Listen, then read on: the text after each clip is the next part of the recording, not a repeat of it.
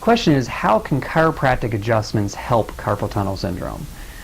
Well, in the wrist, there are 8 bones called carpal bones that form a semicircular area that the tissues that come from the forearm have to pass through in order to get into the hand. A component of carpal tunnel syndrome can be pressure and pain associated with the tunnel, and chiropractic manipulation can help relieve pressure on the carpal bones. It can help gently mobilize and move the tissue to help ease pressure on that area. So that's how chiropractic manipulation can be very helpful for patients with carpal tunnel syndrome.